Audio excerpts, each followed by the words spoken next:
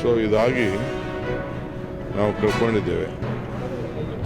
So ಇವತ್ತು ನಾಳೆ ಅವರ ಧಾರ್ಮಿಕವಾಗಿ ಅಂತ್ಯಕ್ರಿಯೆ ಇಟ್ಕೊಂಡಿದೆ.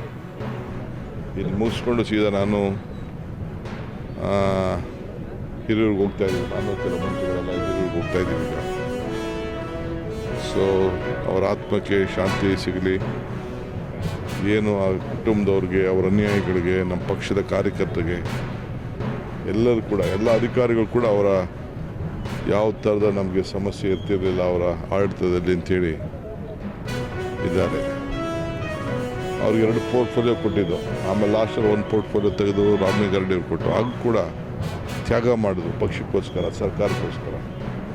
ಅಂಥ ದೊಡ್ಡ ಹೃದಯ ಶ್ರೀಮಂತಿಕೆ ಇದ್ದಂಥ ಒಬ್ಬ ನಾಯಕ ನಾವು ಇವತ್ತು ಕಳ್ಕೊಂಡಿದ್ದೀವಿ.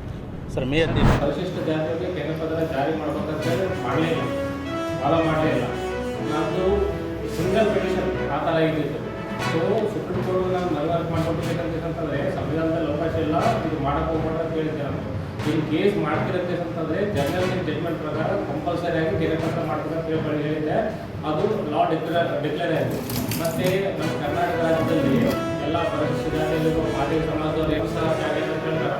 ಸೊ ಇದು ಒಳ ಮೀಸಲಾತಿ ಏನು ಕರ್ನಾಟಕ ರಾಜ್ಯದಲ್ಲಾಗಲಿ ಇಡೀ ದೇಶದಲ್ಲೂ ಕಾರಣ.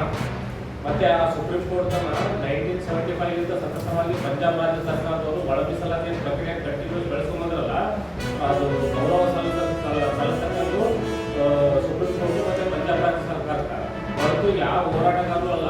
ಯಾವ ಹೋರಾಟಗಾರರು ಬಂದು ಸುಪ್ರೀಂ ಕೋರ್ಟಲ್ಲಿ ವಾದ ಮಾಡಿಲ್ಲ, ಹೈಕೋರ್ಟ್ನಲ್ಲಿ ವಾದ ಮಾಡಿಲ್ಲ.